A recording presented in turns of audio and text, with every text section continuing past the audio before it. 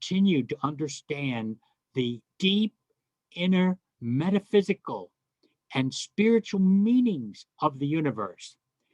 And my approach, this classes that we're doing now from February through to June, is I'm going to be doing the first 3 chapters of Genesis. And you have to understand them differently than when you start the actually about halfway through the 11th chapter. It starts the history of Abraham, his ancestry, his lineage starts there about 2/3 of the way in the 11th chapter of Genesis. Now remember, when these things were written, they didn't have chapters and verses. And they arbitrarily just stuck in as well. This starts chapter 2, this starts chapter 3. And sometimes they broke it up. What we'll be studying tonight, and hopefully I'll be able to do it all, but I doubt it. I probably have to go into next week because it's very deep what we're going to be going into this evening, because we're going into the spiritual and the metaphysical and the deeper understanding of these verses. As one time when I was lecturing, I forgot where this was, but I was lecturing and one woman came to me after the talk that I gave on the scriptures. They said, I didn't learn this in Sunday school. And I said, well, why should I be teaching what you learned in Sunday school?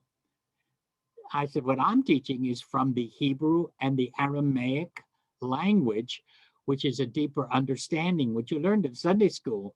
Why come to hear me if I'm just going to repeat what you learned in Sunday school, or learn from what you hear on the radio or what you see on TV with all the ministers? I do not represent that.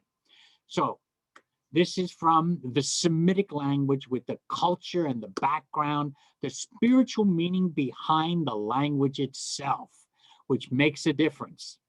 And the metaphysics I'm teaching is not from any denomination. What I mean by that is I'm doing it strictly from the language itself. The Lishana Aramaya, the Aramaic language, has its own metaphysics embedded in the language itself.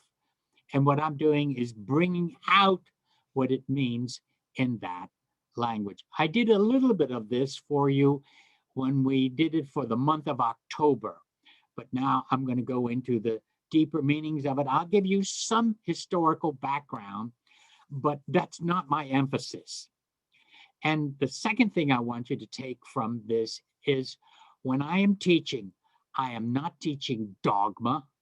I am not teaching in the sense, hey, this, I put a period and a finish, this is it, and this is the only way. I don't teach that way. I never have taught that way. I'm only presenting. In fact, when I'm still training ministers, teaching ministers, and I always tell them about the 3 C's. We're not here to convince, converse, convert, or coerce. And most teachings are done that way. It's done in science, it's done in philosophy, it's done in religion. Every religion has those 3 basic things in it: to convert you, convince you, and they use coercion if they can. That is threat. I have none of that here. This is just the whole purpose of these sessions together is for inner awakenings from an ancient language. It's to help touch the inner part of your being and not just thinking alone. It includes thinking, it includes thought, but it is not just that alone. It's the impartation of the spiritual impact of these teachings that matter.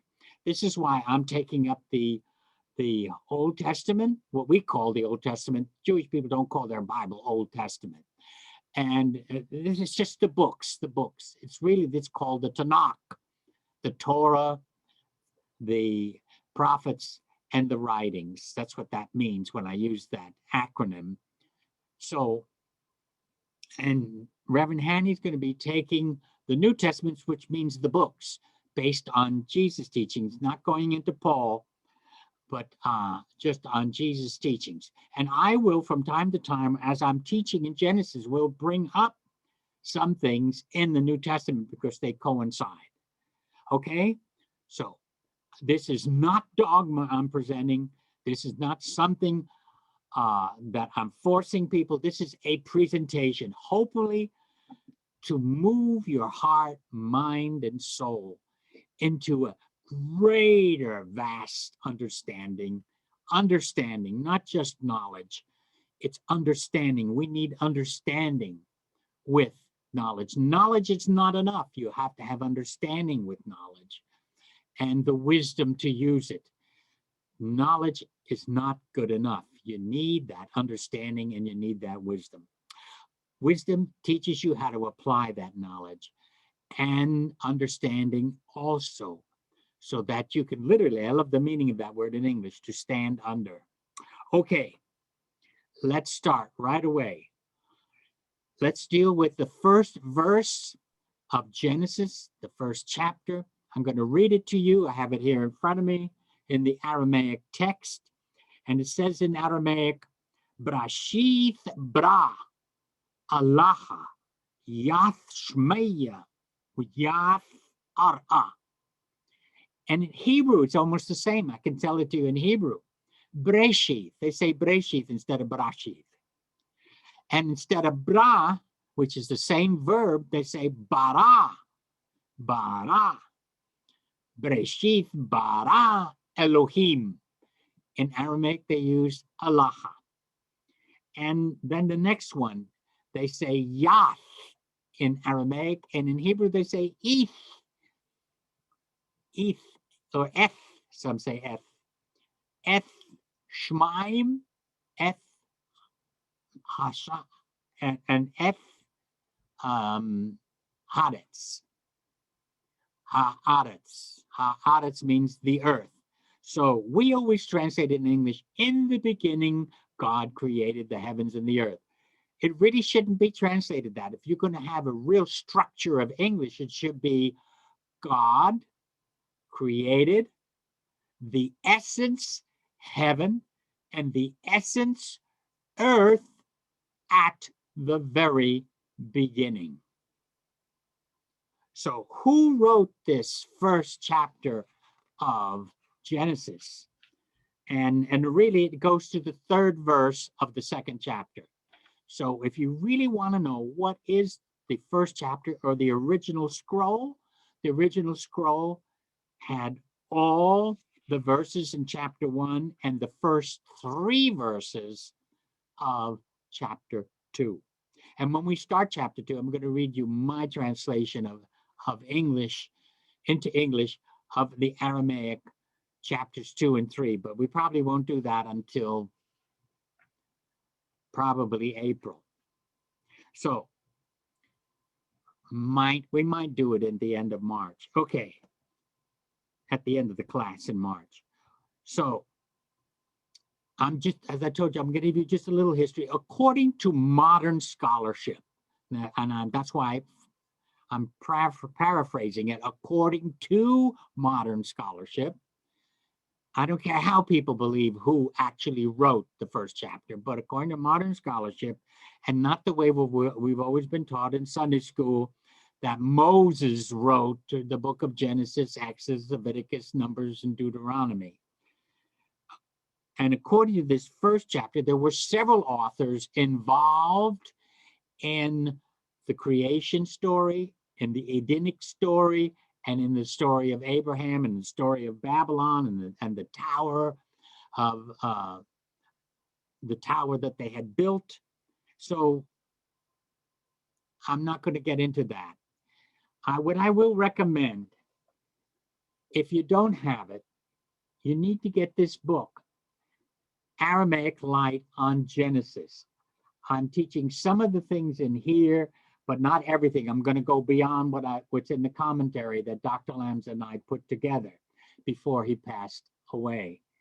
And this is what I recommend, Aramaic Light on Genesis. And Dr. Lambs and I are the authors of this. It was originally just one that he had done, and then we worked on it together and redid it. and this is what is available. You can get it at the Nuhra Foundation, or you can get it on Amazon. This is available. It is helpful if you get it because it'll save me having to reteach some of the things I may have in here, but I'm going to go beyond that. Okay, so that is a recommendation. Now, what the scholars teach is that there were several authors involved in the first 5 books of the Old Testament. They call it J, E, P, and D, and R. J means from Jehovah, meaning Yahweh, and then the P meant the priestly, the E meant Elohim, which means they just represented God, which that's up to you what you want to believe. If you want to believe Moses wrote it, if you want to believe they had these all different authors writing it, that's up to you. But there's one thing I do know. Whoever wrote this first chapter of Genesis, he had to be a prophet because he saw beyond his day and saw a deeper meaning of consciousness. He went beyond the Assyrians, the Chaldeans, the Syrians, went beyond their understanding of creation. And that's why this is such a beautiful teaching here. Okay. So it probably was a priest prophet. And this is what they do suggest. And when was it written? This is what's surprising to most people. It was written in the 6th century BCE. Most people think it was written at the very beginning before the story of Eden, but it's really reversed.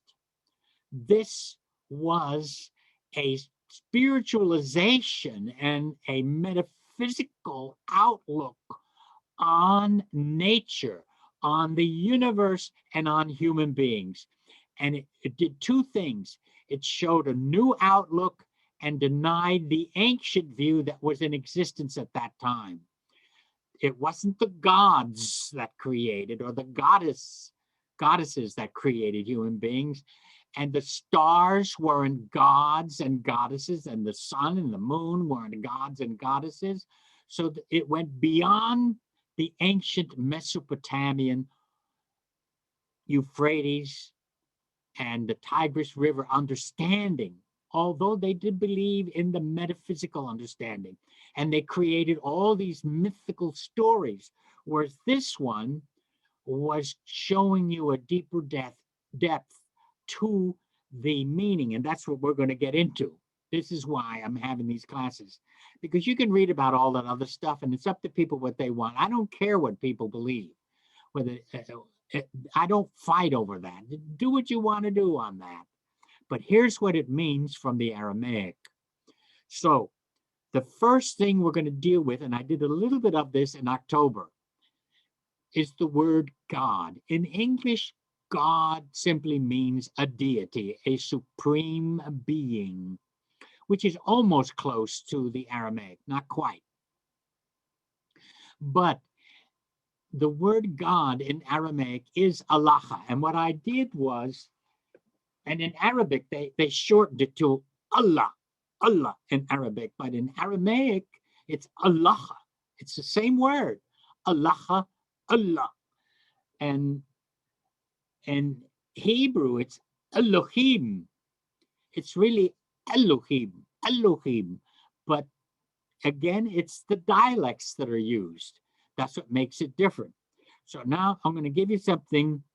I don't think I brought it out this clearly, and I wrote it in the Aramaic, and I'm going to show it here. All right, here we start right here, and we're going this direction. And what I had here, this is in Aramaic the definition of the word God. I wrote God down here, and then the word Allah. This word here is what if you're reading the text, is Allah. And some of my Aramaic students were maybe wondering how I wrote it here, because I put it in the ancient manuscript form here. and not in the printed form. This is if you were reading the manuscript and the text of the Bible, this is what you would see. Allah, and it would be written like this without the dots and the dashes above it. It would just be the letters alone. Allah, we translate Allah as God. But what is the meaning of it? The meaning of it is here. And the meaning of it is Ithia Rabba. Ithia Rabba. And most nouns, like the word Ithia, is a noun, and it comes from a verb. And I put the verb over here. The verb is eth. Eth. Eth is the verb is, to exist. It's the verb to exist, to be. That's what eth means, and it also means to have. Depends on how it's used in the sentence. So ethia rabba, it's two words. Ethia rabba. Ethia means the self-existent, what something that exists of itself, through itself, by itself, knows itself, and knows nothing else. The root of this, and now I have to go to the New Testament. But before I do that, let me finish what I have here. This is what you see if you were reading the actual text, is Allah, and Allah means Ithia Rabba. The word Rabba means something that's great, immense, at large. So Ethia means the self-existent at large, everywhere. Or I could just make it even simpler, the universal self-existent. And the closest we can come to that in English is pure consciousness. Pure consciousness. Now, the word consciousness in English didn't come into vogue and into use until 1500 AD. 1500 AD is when the word consciousness came into usage. So, and we've been building on it ever since. So the closest we can come to the meaning of God is universal consciousness. And I like the word that Bernardo Kastrup uses. He calls it the mind at large. And now I've got to clarify that, because the minute I say mind, people are going to think brain. And the brain is nothing but the physical appearance of mind, and it correlates with consciousness. Neurons that are firing different things are only the physical appearance of mind. Mind is greater than neurons. Mind or consciousness is greater than the physical appearance. Because, and this is where I differ from science, because according to quantum physics, you cannot, and in regular materialism, here's what we have done. And this is why we're in trouble with God. And this is why we have atheists. And I can understand why we have atheists, because everything that's connected with God is always connected with a doctrine or a dogma. And God is portrayed as a man. And God is not a man. And when you get this book, you'll see it when I deal with spiritual concepts. In the writing here, I say it, and I'm just going to read you a sentence or two out of here. I said, God is the spiritual essence of the universe. Ethia Rabba, the prime existence is the spiritual essence of life and intelligence that governs the entire universe. A physical God sitting on a throne is man's own idea and invention. God is nothing but truth, life, light, and the essence of life. Therefore, God must be understood intuitively and spiritually. Furthermore, according to the Hebrew story of creation, everything that God created was perfect and good. Hence, God is not the author of evil, nor, I'm going to say something metaphysically that I won't be able to explain here and now, nor is evil a reality. So, I'm just giving you an insight into it about God. Once you understand the spiritual universe, what we have done in science and in the Western world, we have attributed to physicality and to materialism. We have given materialism absolute omnipotence and omnipresence, and we've given it total power and authority. We base everything on materialism. Therefore, when materialism goes, you're gone, and everything else is gone. And that is not what the spiritual metaphysical understanding, the word metaphysical tells it, something that is alongside the material appearance of the universe and of the body. And we talk about body and mind and body and soul. And when we do this, we think that the body is all there is, and it's not. Because the reason for it, and it's so dominant in us, because we see people dying, and my God, we're seeing so much of it now. So many loved ones, everything going, the physical appearances, but they are not gone. We have lost touch with the inner self, and not only your own inner self, our own inner selves, but we lose touch with the inner self of even those who have gone on. That self was never born. That self never dies. And this is always a part of God. There is this universal Ethia Rabba, but you are a particle. Now, notice what I said, a particle. You are a part of that, what we call Ethia Rabba. In other words, this universal has particularized as you and as me and as all the human beings on the face of the earth. When I get to the 26th and 27th verses in this chapter, I'll get into what it means to be the image and likeness of God. You're going to be shocked. It's not what you've heard before. And so I will tell you what that is, and I'm doing a little bit of it now. So it's talking about universal consciousness, but we only have a particularized, localized consciousness. Once we adopt a body or shape, once consciousness shapes into a physical form, then we localize and have particularized the universal into the personal, from the transpersonal universal into the particular. Now, normally, I haven't even taught this even to some of my ministerial students, but you have to understand this is what this is teaching us.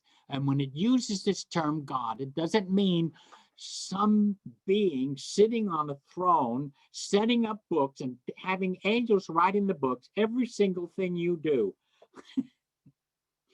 And when you die and the books are open and you're going to be judged, this is all metaphorical, symbolic language that Near Eastern authors of the scripture used to describe the unknowable and the indescribable. So we use the known things to help us understand the invisible. We use the visible appearance of things. In fact, even when you look at the universe, and we've gone deep in the universe now with the type of instruments that we can go and examine different things, what you're looking at is the brain of God. That is the physical appearance. That is the physical appearance, not the actual full consciousness. It is the appearance of it. Just like your brain my brain, your brain, the reason why we can look at it is because there's a second person that can examine it, or even a neurologist who can check the neurons moving and firing and going on. In fact, the brain looks like the universe. Mm. With all its different little, the planets are like the neurons and everything. It's just like that completely. So you have to understand when you're using this word God, and I'm not worried about atheists. And as I told the atheist that I was on the plane with one time, when he said he didn't believe in God and I didn't comment on it, what did he want me to do? And he said, "Did you hear what I said? I don't believe in God." I said, "Yes, I heard it." I said, "But if it hasn't bothered God all this time, why should it bother me?" And he was shocked at my answer when I said that to him. And and so we got into a good conversation. And not only that, I was on a group in when I was living in California. I would go down to San Diego from Orange County and go down to San Diego, and I sat with a group of atheists who were putting a book together, and they also the newspaper in LA came down and took pictures of us all together. And I'm a believer in God. I'm not an atheist, but not in the way people understand God. God is nothing but pure love, pure consciousness of love. That's all God is. God knows nothing else. In spite of all the things you do, God knows nothing else. It only knows God. It only knows love. He that says he knows God and doesn't love doesn't know God. That's from the New Testament in First John. For God is love. That's what God is. That's all consciousness is, and that it knows nothing else. So when we're talking about it, and I know that's so disappointing because we want God to burn people, roast people, get even with people that we don't like and that are opposite thinking from the way we think. You know, we have separated each other. This notion of we being separated from one another is created by the body and the appearance of the body. But we're all linked. But we have particularized, and that particularization has created separation. And then our thoughts create more separation. And then our hard-nosed belief systems create further separation. The reason we do not have peace is because we don't see the world as spiritual. Our worldview is not spiritual. Our view of one another is not spiritual. We don't understand ourselves from a metaphysical point of view. We don't understand ourselves spiritually. There are many people who do, but not enough. And this is why we don't have peace and why we will never have peace until we return to the roots of our being. This is the roots. The color of the roots is different. As I tell my ministerial students, look, we only have one root. Humanity only has one root. But when it flowered, when it blossomed, when it bloomed in different colors. It bloomed in different shapes. It bloomed in different ways that the body is made. It bloomed differently, but it comes from the one self same root. And we'll get more into that when I get into the 26th and 27th verses of this chapter 1. Now, I'm only dealing with the word God. You see how much I have to say in it because there's a lot to understand here. And I just don't want to give you just another. This is not religion, folks. This is what we are. This is what we're getting into and what the universe is. And when we understand it, we'll quit fighting each other, quit killing each other, quit hurting each other when we understand our true self. This is why Jesus' teachings come into play, because he taught, even though we don't understand a lot of these things and we do hurt each other, we can forgive each other because that is pure love. The more you understand the deeper inner being of yourself, the more peace it will be. I don't have to worry about making the world a better place. if I understand what I am, not who I am. In fact, the who's is what creates the problem. That the who gives you, it inflates the ego. The who, well, don't you know who I am? I am the number one guy. That's why we don't have peace. That's why we don't have rest. That's why we fight one another. And then the governments fight one another. And then the ideologies fight number. We don't have physical gods today anymore. Although some people believe that the spiritual God of the Semitic religions is a human being. God is not a human being. God is spirit. Jesus is the one who taught us that. Allah Ruhao. God is spirit. Allah Ruhao. Ruhao means spirit is. God, spirit is. That's how they say it in Aramaic. And it is spirit. That is, it is something you can't put your hands on, but you feel it. You feel it because it's not physical. It's not physical. It is metaphysical. So the moment you talk about God, you're talking metaphysically. And when it says, let's go to the next verb, the word to create. The Hebrew word is bara. The Aramaic word is bra. It's from the same root. The root is Beth, Resh, Aleph in Aramaic and in the Hebrew too. Only it's bara. It's the Beth, the B, the R, and an A. If I were to take that, but it's in Hebrew to be B-A-R-A, bara. But in Aramaic, it's just bra. And what's so interesting, it's so hard to translate this word into English because we use the word create. But it's stronger than that. And I told you in that October one that a Jewish rabbi uses the word God-godded rather than created. God-godded. But I'm going to give you something just a little different here. And I do suggest it in the book here, and I suggested it. The word bra, B-R-A, bra, also means in Aramaic son, S-O-N, not S-U-N. It's not the sun in the sky, it's son, a child. The word bra means a child, a son. And they use this word son to incorporate male and female. But bra means the notion is a projection. A projection.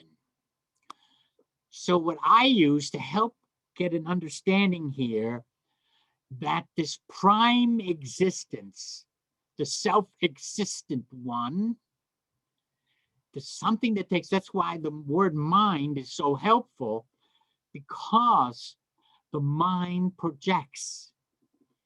So what happens here is I translate it this way.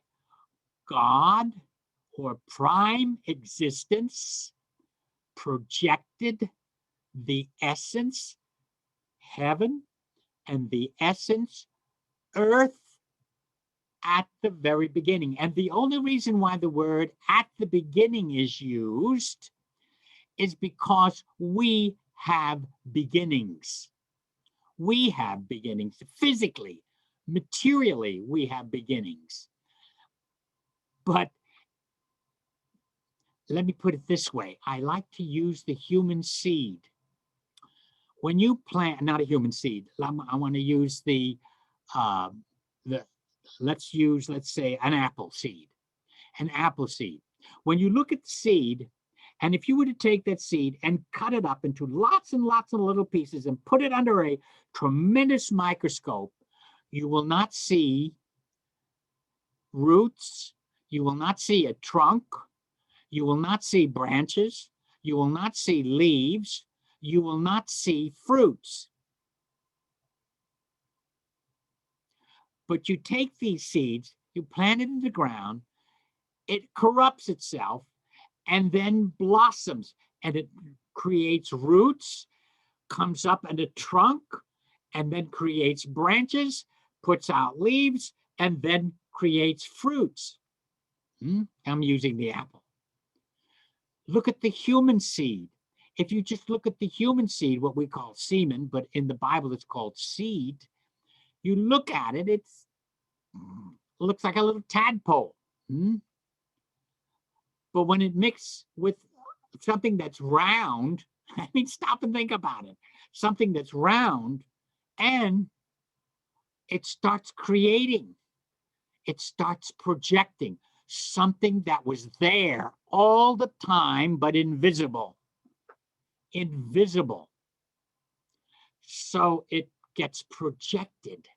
So up comes the apple tree, and out and in the womb of the woman, in the womb, the body, the invisible consciousness that you cannot see begins to particularize and localize, and we have one body, but even the body takes on different shapes. My hand is not my head, not my nose, not my mouth, not my ears, and it particularizes as fingers. And we call these things different things. Because we name them, we think we can control them. We can't.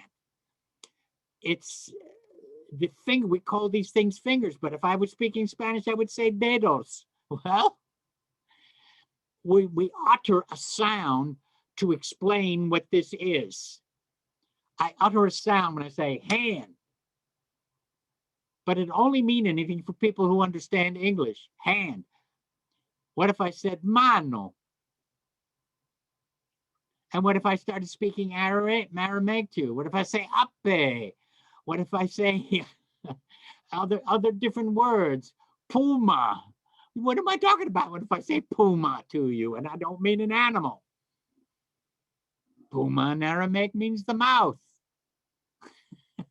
So we utter these sounds and we think, oh, we know so much. We're just uttering sounds. And I just say puma, or I say mouth, or I say mano, or I say hand. We're just making a sound. That's all. To communicate, but it's a projection of mind.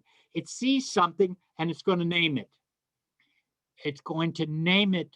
And because we name it, we think it has all power. We think it has all. No. It's only so, it's a classification. It's a classification, and there's different classifications in different languages. We created all this ourselves. We projected all this. So what it's talking about is the prime energy projected the essence heaven and the essence earth. Now in Hebrew, the ETHF simply is saying this is the direct object. God created the direct object heaven and the direct object earth. And the word heaven, shmeya, in Aramaic means the entire universe, the heavens. It can mean the cosmos. It can mean the sky. Depends on how it's used in the sentence. When Jesus talked about the kingdom of the heavens, he uses the word Malkuta Dashmeya, which means I don't like to use the word, it means the council of the universe, the council of the heavens. That's what the kingdom of the heavens means. It means a heavenly understanding, a metaphysical understanding. Jesus did not bring a political kingdom. He brought a spiritual kingdom that would change the hearts and minds of people. But instead, we got the church. Instead, we got political powers grabbing hold of the church. And then we created all these outward images that was simply a spiritual understanding that Jesus had concerning the kingdom of God. You can never have the true kingdom of God until the heart and mind changes. What we are projecting is still physical ideas instead of the spiritual understanding behind the idea. We made the idea the whole thing, and it's what's behind the idea. In fact, the physical universe, it's all symbolic of what is in the unknown. That is what it is. The entire universe, your body, your nose, your eyes, your ears, everything is a reflection of the inner secret sense of the self, the hidden sense of the self. This is why we have these experiences where people will have near-death experiences where they have come back and they've seen and heard certain things because those inner things are there that we don't see, even though they manifested here in the ears and the eardrums and all these different things that we have. These are the physical appearances of the invisible world. And I'm just giving you a little bit of this. Is what Genesis is telling us. It's giving us a spiritual understanding, a metaphysical understanding. Now, what we don't realize is that the whole universe, and including your bodies, and including everything about you, is in consciousness. We are in consciousness. We think that the head is consciousness. No, that's just the physical appearance. Your whole being, your whole head, your whole body is in consciousness. The tree is in consciousness. The ground is in consciousness. The universe is in consciousness. In God. That's what we call God, because we had no other way to express it. What has happened is ancient mythology, we still think in those ancient forms. We still think God has a throne he's sitting on, and then he thinks he's ordering angels around. Angels are nothing but God's thoughts personified, and you have to see it personified in order to understand it. And I have seen spiritual images and with the spiritual eye, but I have seen them and have heard them. But these are it's still the mind projecting the invisible world to us. But we have to express it in our classification, because the mind, the finite mind, which we call the physical world, because it is finite, because everything we see now is going to disappear. Even your physical body will disappear in time. It has to. It's set up to be that way. The projection has stopped, and you have to understand your inner self. And this desk will soon disappear. This, what I have behind me, will disappear. This building will disappear. And the earth will eventually disappear. Maybe we count the ages. You see, everything is in mind. There's nothing that's outside of mind, outside of consciousness. According to materiality, and what they teach is that when the physical goes, when the material goes, consciousness goes. Why would they make such a statement like that? Because they believe that the physical, the material, produce consciousness. But here's the problem. This is what they call in science the hard problem of consciousness. Even Einstein had a difficulty with it, but he knew it was a problem. How and where does the physical or the material create consciousness? How does it do it? No scientist can answer that. They try, but they can't answer it, because they cannot pinpoint from where consciousness springs. They know the mind is functioning and correlates, but they don't know what creates the consciousness. So they give us a promissory note and say, we'll find out someday where. Although if you're listening to the newscast and if you hear these certain scientists that get up and they're talking about, now not all scientists, but certain scientists get up and they talk about, well, it's coming from this part of the brain. It's coming from that part of the brain. But they cannot produce where consciousness is coming from. Cannot. And that's what they call in science the hard problem of consciousness. But if you realize that consciousness is behind everything, there is no hard problem of consciousness.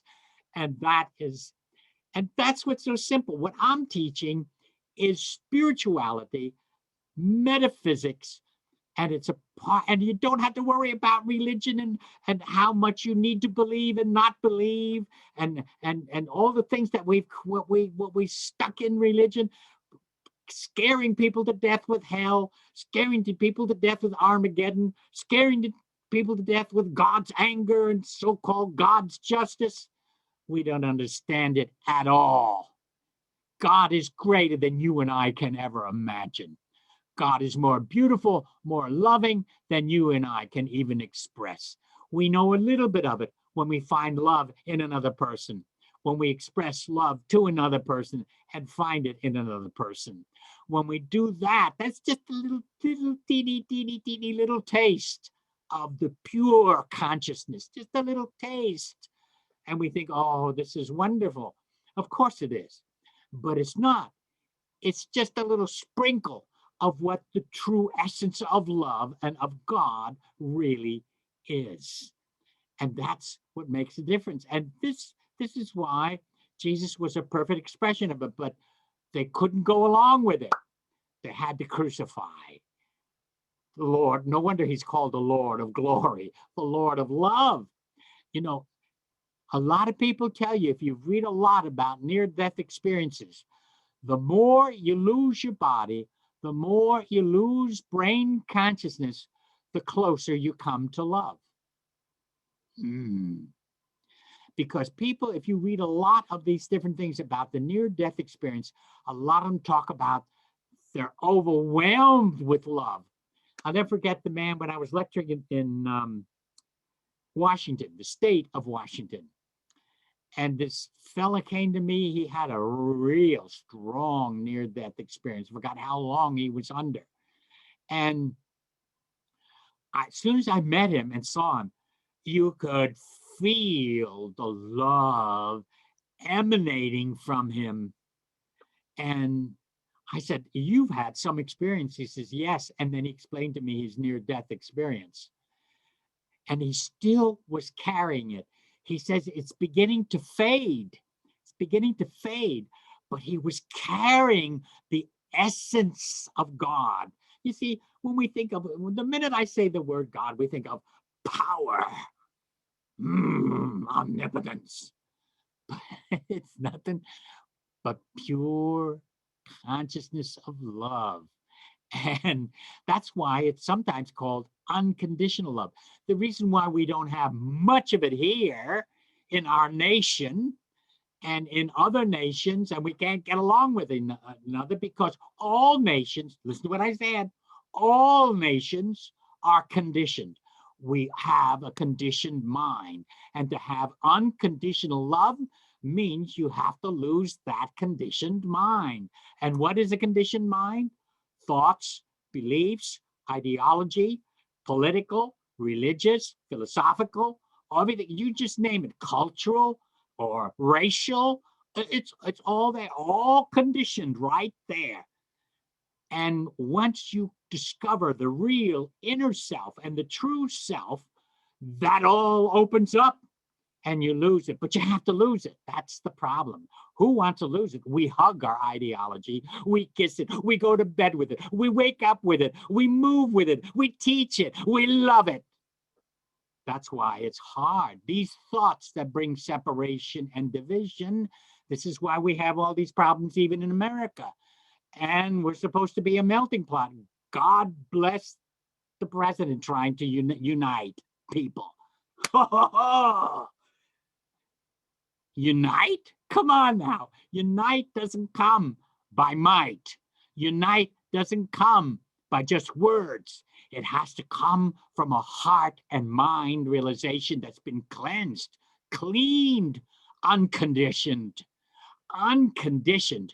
So you have to let go. Let go. Same thing, that's how healing works. Healing works when you let go. As long as you're hanging on to it and you need that, you're going to have it. So we don't know what's working in what we call the unconscious, which really isn't unconscious.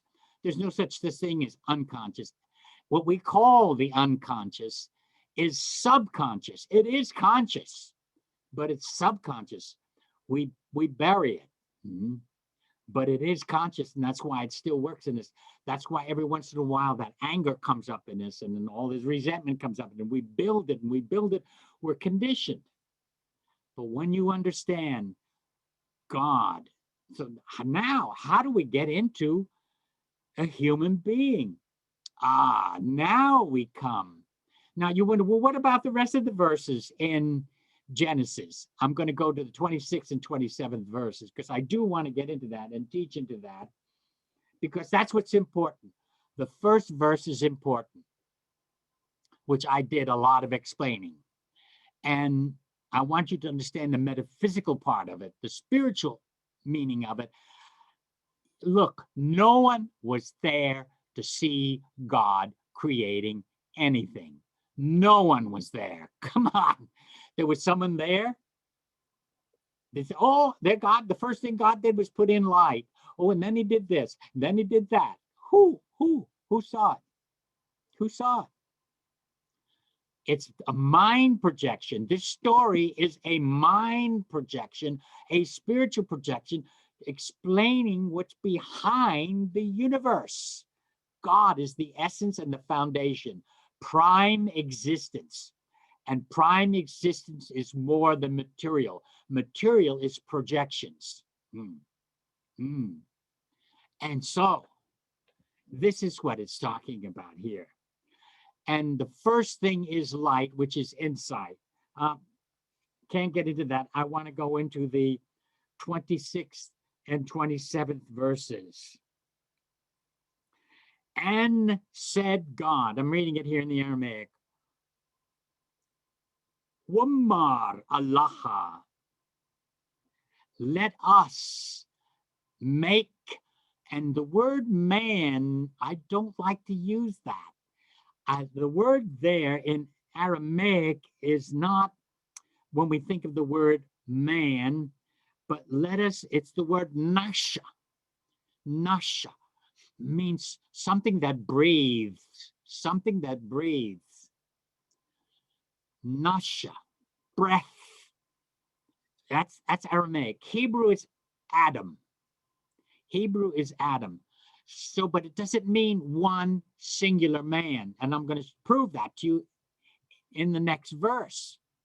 What it says here is it should be translated, let us make humankind or humanity our image and our likeness. Big difference. And then it says, when it goes on to the next verse, so God, and that word said, when God did all the saying, the light, the separation, and all that, that's the human mind, which we need, the finite mind separating the physicality, the materiality. And that's what you see in the creation and separating the water from the earth and all that. And now, when it comes to human being, let us make humanity, not just one being, let us make humanity our image and our likeness. Then the next verse says, so God, it uses this word created, not let us make, but it's this word again, bra, let us create the Adam, the earthling. I like to translate it as earthling here. Let us make the earthling. Here in Aramaic, it does use the word Adam and not Nasha. And same thing in the Hebrew. Let us create the earthling. And what it says, and so God created it. It should be translated as it and not him, because it's still referring to all of humanity, all of humankind. It's it. Then the next phrase, male, female, created he them. That's the secret. And I'll go into more detail 26th and 27th verses in the next class, which will be the first Monday in March. The first Monday in March, I'll go into the meaning of male and female. And why did God say, let us make? To whom was he speaking? Wow. And why? And what is the image and likeness of God? You're going to be shocked when I tell you that, when I tell you the meaning of that. Just as I told these bunch of scholars, when they asked me, what does the Aramaic say? Because it's the same as the Hebrew. There's no difference between the Aramaic and the Hebrew. It's the same identical words. So what does it mean? Well, we're going to have a 5-minute break. So you have 5 minutes to get something to drink and relax and get ready to ask questions and different things. And I'll get to some of those things that you are probably wondering about. Okay? Be back in 5 minutes, and that's all you have is 5 minutes.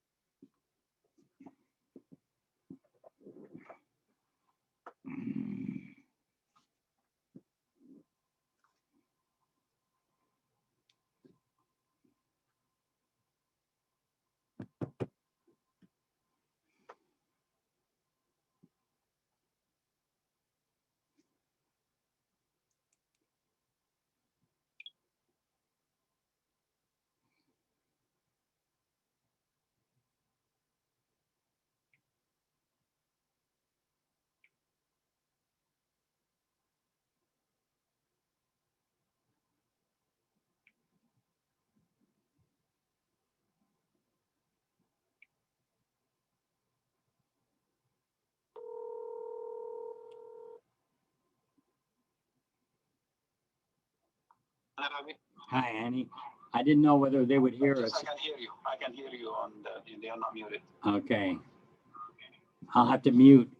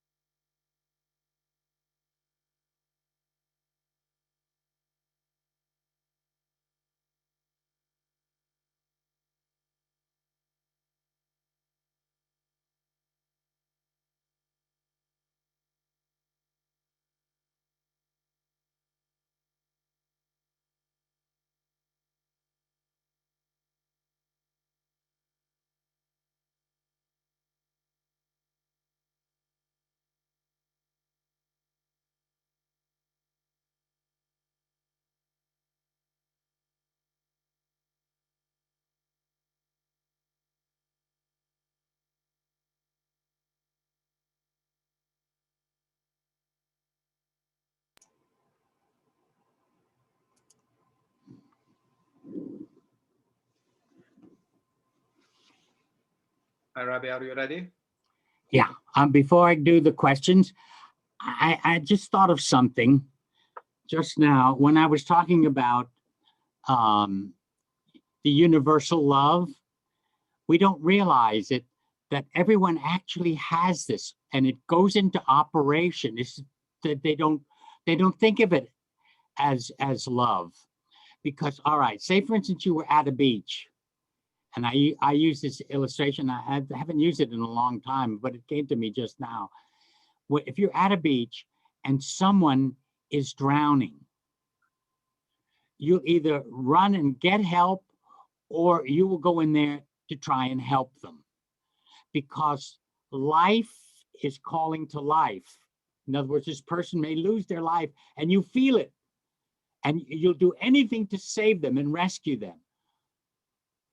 And you go into an unconditional form of mind.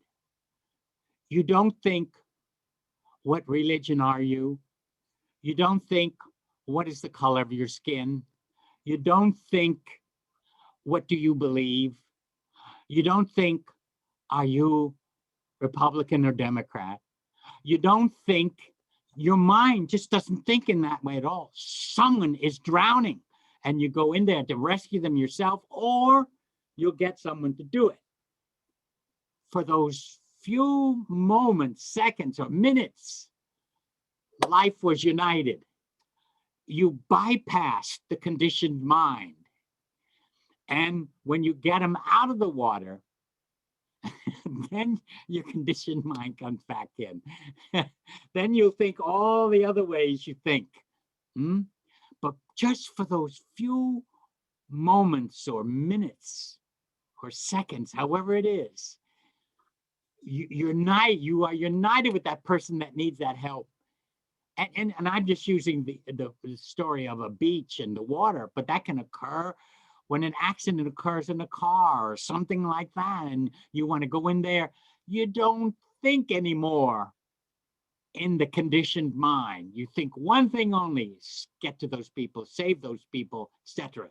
You don't care what they believe. You don't care the color of their skin. You don't care any of that stuff, because your mind is not operating in a conditioned state. It gets into that unconditioned mind, and you get in there because you felt it. You felt the need, and you rescued them. And I think that's so beautiful. That's a part of us. That is God in operation. Okay, I just wanted to pass that on. Now we can go to the questions. Okay, Rabbi, can you tell us the page number that you're reading from the Now, comment? I don't. I think you need to turn up your sound a little bit, because your voice is dimming out on me. Okay, I'll get closer. Okay. The page number on the commentary. Oh yes, in the book, this one. Yes. It's in my introduction that I wrote. Well, Dr. Lambs and I wrote this together, and it's an XX21, but it's in the Roman numerals, XXI, the Roman numerals. It's in the basic introduction. And I didn't read the whole thing to you, but I go into quite a bit of detail, said Dr. Lambsa. And it talks about describing God as sometimes happy, sorry, furious, and extremely wrathful. This is all done by the writers to express the disappointment, you see. And so, and it's on page 21, and it is the second paragraph. God is the spiritual essence of life and intelligence that governs the entire universe. A physical God is man's own idea and invention. But we had to do that. We had to try and explain. That's why these making myths a false is a, it's not correct to do that. Myths are not false. Myths were given to express spiritual, metaphysical ideas, to express the invisible. All right, let's go on to the next question. You mentioned the word essence. The question here is, why didn't Dr. Lamsa use the word essence in his translation? Well, there's two reasons for it. Number one, in the Hebrew, it uses ETH, F, and sometimes it has a vav in front of it, which means and but there the F is used as a showing that it's a direct, it's coming directly from the verb created the direct object. That's what I want to say. The direct object, heaven, and the direct object, earth. And that's why in Hebrew they use F, but in Aramaic it's different. It is Yath. And the reason I translate it as Yath, essence, I'm going by an early church father. I have his commentary in Aramaic here, and he uses the word Yath, the word essence, Yath. And in other words, when they went from Hebrew to Aramaic for that, they used Yath. And Lamsa felt that it would have been confusing to people if he didn't translate it. Now, he did translate it correctly when he said God. He starts off with God. God created the essence of man. And I explained that in the commentary. In the commentary, I go into detail about that word essence in here. And that's why he didn't do it. He did a lot of things. When he did the New Testament, he kept the word Christ, which I wish he hadn't done, but he did, because we were familiar with it. He kept a lot of things that in Aramaic, it's not the word Christ. It's the word Mashiach. Mashiach means the anointed one or Messiah. But he used, because when he did it in the early 30s, we were used to the word Christ. Can you imagine in the 1930s? Even half of what I told you tonight, if I'd have said these things in the 30s and 40s, they would have shot me, see? So he had to go slowly. He even taught me when I was with him, and we worked together for 10 years, when I was with him, he always told me, heat the iron slowly. Don't tell him everything all at one time. It's too much for the mind to grasp it. And I used to do that. I used to hold back on many, many things that even when I knew it in the Aramaic, I never told it. And because people couldn't take it. But I'm 84 now. I don't know how much longer God will keep me here to keep going. I don't care. I say it now. I do it now. I let it all out. And in fact, I told you a lot of things tonight that I didn't even tell my ministerial students, because I'm limited more in time with the ministerial students. With you and in my own class at the Aramaic School of Life, I can take my time and develop it more for you. And I don't have that. I'm crunched with time with the ministerial students. So I told you even more than what I told the ministerial students. And this is the reason why Lamsa translated it. He didn't translate the word essence there. But if you read the commentary, you'll see the word essence is there. I put it in there. Okay, next question.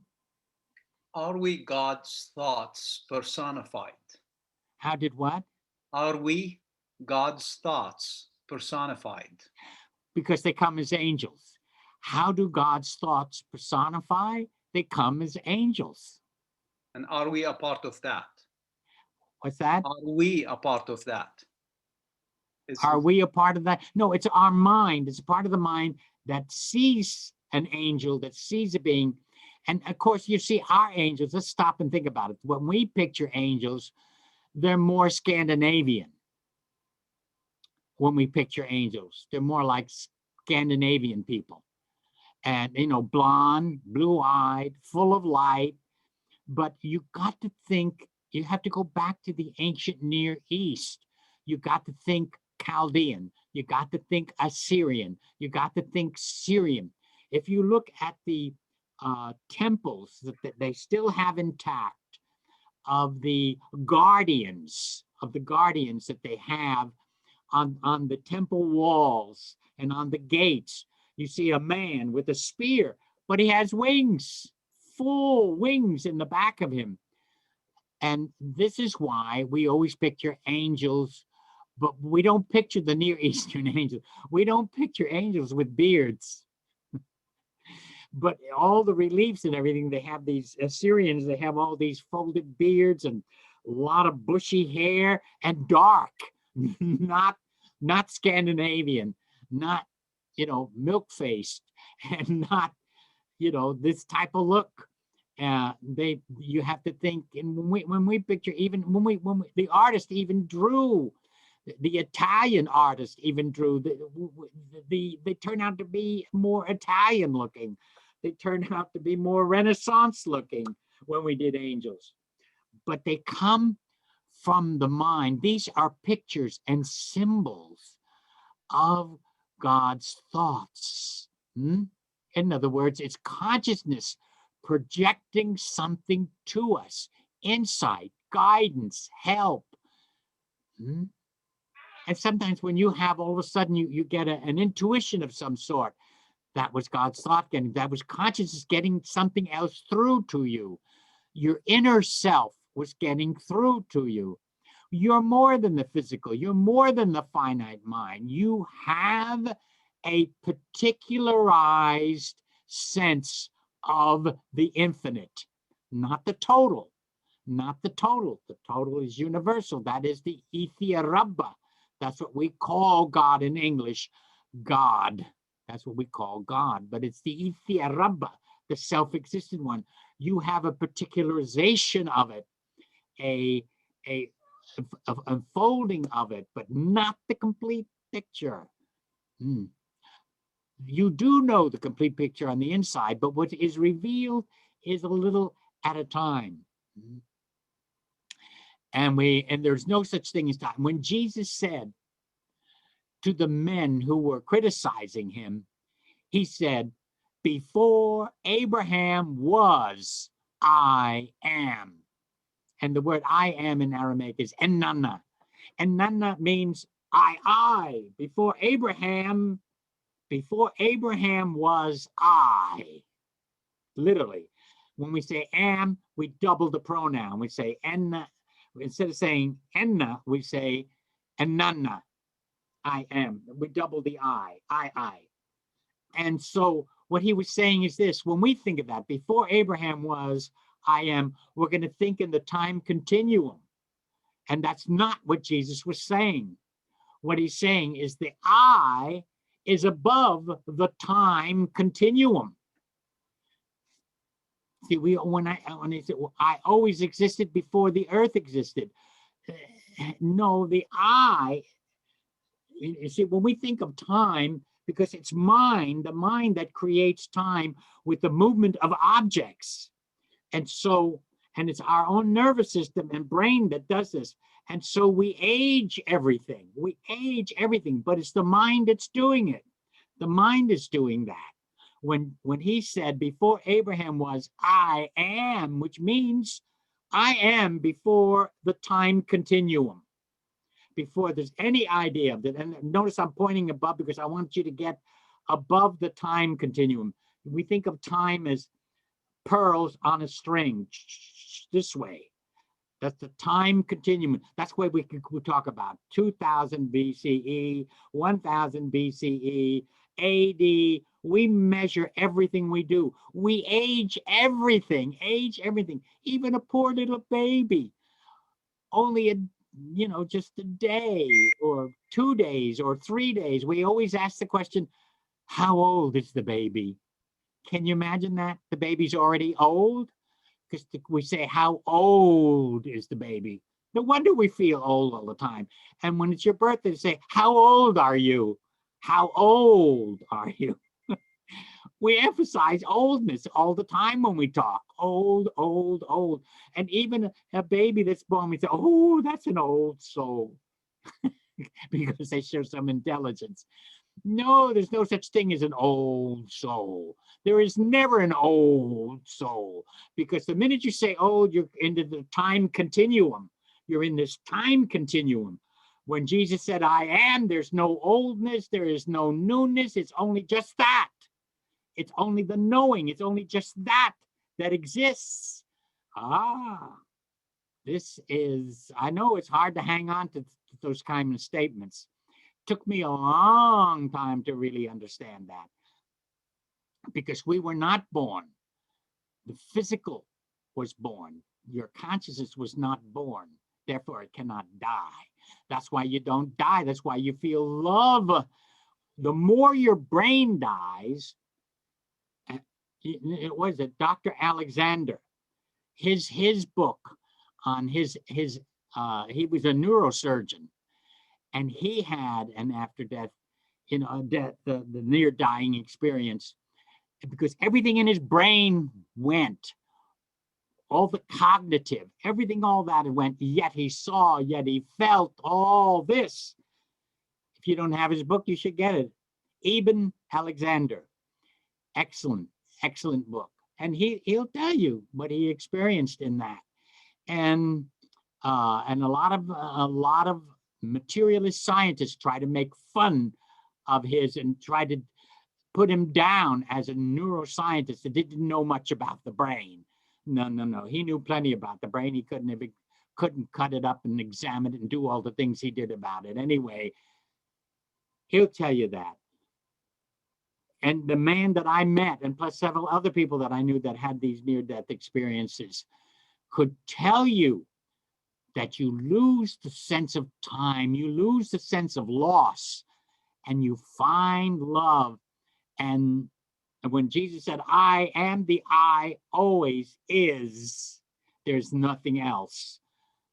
But it's not caught in the time continuum. You and I are in the time continuum right now. We're in a time element right now. And when we're on this session together, we're in the time continuum. But when you understand the truth of what you are and what your being is, you lose that sense of time continuum, and you begin to lose that conditioned. What conditions our minds? Our thoughts, our beliefs, our ideologies, all these different, and beliefs can be anything. It can be anything, any kind of belief. Cultural beliefs, racial beliefs, all of these things, they're beliefs. They're not real, folks. It's only a classification. That is not reality. And when we begin to lose that false sense of reality and find out what reality really is, we'll have peace on earth. We'll have peace in the nations. We won't go to war with one another. We won't be jealous of one another. We'll be helping one another out. We'll be doing all these other things. And religion should be teaching this.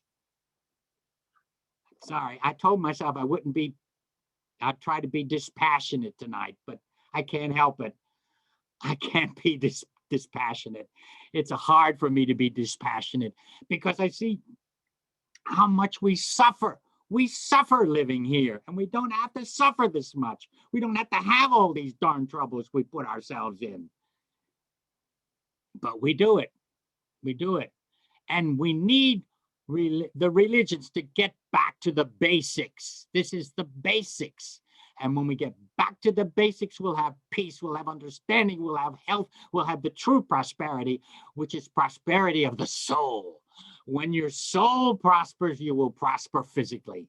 When your soul prospers, when your inner being prospers, when you understand. And there is a scripture for that. It's in those letters to John, and not the gospel, but the letters of John. You'll see it in there that he prays that your soul prosper. That is prosperity. And then you don't have to worry about other prosperity. Okay, next question. Well, I want to make an announcement that we are recording this session, and it will be sent to the attendees and actually anybody who registered by the foundation. So this will be available probably in the next couple of days on YouTube with a link. Yeah, we'll send it to them. Yeah. And one other thing, don't forget now, folks, February 15th is the third Monday of this month, and Reverend Hanny Freewatt will be teaching, and I will be there too. And you'll have the same thing, an hour and then open for questions. And what I didn't cover tonight, I will cover next week. For instance, to whom was God speaking when he said our and us? Let's make human being our image and our likeness. Okay, wait till I'll tell you next month, not next week, next month. I'll tell you and get to that question. Okay. And any other questions that I didn't get to tonight. Did you want to say anything more, Hanny, before we close it No, down? I wanted to let people know that I did capture your questions. I will pass them on to Dr. Errico, and our tendency is to kind of look at them and start answering them also in the next session. So keep them coming, and if we didn't cover them, we probably will address them as we speak. That's all. Okay. Stay healthy. I love you all. And I'll see you when Reverend Hanny is speaking on the third Monday of this month. Bless you. Good night, everyone.